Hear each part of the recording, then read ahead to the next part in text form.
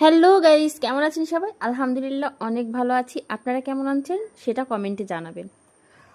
আজকে মঙ্গলবার বিকেলে একটু ঘুরতে গেছিলাম, পরে বাসায় আসার সময় কিছু শুকনা বাজার করে নিয়েছি, কারণ আমার হাজব্যান্ড পাগল করে নিচ্ছে।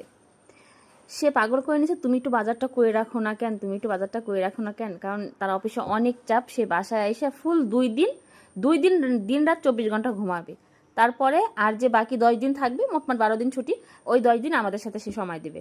যাই হোক, সে আমাদের অনেক সময় দেয়, এদিক দিয়ে সে অনেক ভালো, আমাদের অনেক সময় দেয়। তবে দিনে দেয় না, রাত্রে দেয়। রাত্রে কিভাবে দেয়? রাত্রে সে সারাদিন ঘুম পাড়ে, রাত্রে সন্ধ্যায় উঠে উঠে নাস্তা করে, নাস্তা করে রাত্রে বের হয়, চলো ঘুরতে যাই। ঠিক আছে, এইটা তার প্যারা। আর রাত্রে ঘুরতে আমারও অনেক ভালো লাগে। তার জন্য সে আমাদের ওই ঈদের ছুটিতে আসলে দিনে না রাত্রে সময় দেয়। সবাইকেই নিয়ে একটু ঘোরাঘুরি করি। বেশিরভাগ আমি আর সাহেবই বের হই, বাচ্চারা কম বের হয়। ওদের সাথে ঘুরতে গেলে কখনো বিকালে নিয়ে যায়, ওদের কখনো রাত্রে নেয় না। আর রাত্রে আমরা দুজনেই ঘোরাফেরা করি। যাই হোক, তার কথা মতো আমি শুকনো বাজারগুলো বাসায় আসার সময় করে নিয়ে আসছি। সে ভিডিও কল দিছে, তার সাথে কথা বলতেছিলাম আর বাজারগুলো গুছাচ্ছিলাম। আমি দেখাচ্ছিলাম যে এই যে বাজার করে নিয়ে আসছি। আর বাজার আনছি যে এটা তো তেমন কথা না, কথা হলো আমি কাঁচামরিচ কিনা ফ্রিজ ভরে ফেলাইছি।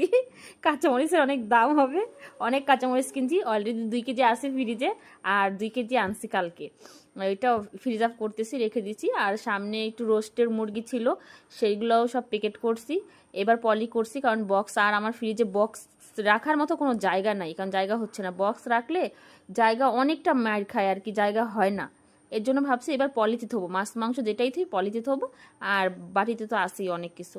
আমার বাড়িতে টমেটো, তারপরে আপনার আচার, তারপরে থাকে মটরশুঁটি, তারপরে গাজর রাখি না, মটরশুঁটিটা থাকে বেশিরভাগ। আর তারপর জলপাই, এটা জলপাইয়ের বাটি। জলপাই রাখছি, আমি ডাউল দিয়ে জলপাই খাই। এটা তো অল্প টাইমের ফল। ধরেন আম, জলপাই, তারপর জাম, লিচু, এগুলো তো অল্প টাইম থাকে। এর জন্য জলপাইটা আমি ফ্রিজ আপ করে রাখছি, যে মাঝে মধ্যে আমি একটু ডাউল রান্না করে খাবো। আর যত বক্স দেখতেছেন, এইগুলা আচারের বক্স, আচার করে করে রাখছি। এই আমার বিল্লি বাচ্চারা যখন মন চাই একটু খাবে, আর না মন চাইলে পরে আবার মেহমান টেহমান আসলেই বেশি খায়। ওরা আর কি, মেহমান আসলে বের করে দিলে ওরা একটু খায়, তাছাড়া ওরা একা কোনো জিনিস খাইতে চায় না, ওদের এটা অভ্যাস, বদ অভ্যাস।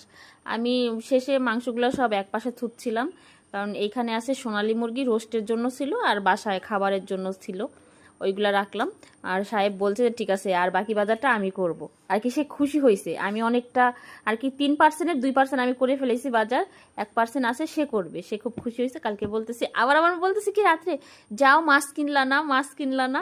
আমি বললাম যে না ভাই, মাছ তুমি কিনো, আমি মাছ কিনবো না। কারণ কি, আমি আবার ইলিশ মাছটা আমার আর কি দামে পোষায় না। পোষায় না মানে কি, আগে আমরা কত কম দামে খাইছি না, এখন 1400, 1300, 1400 করে ছোট ছোট মাছ, আপনার 4টায় 5টায় 1 কেজি, সেইগুলা আমার ভালো লাগে না।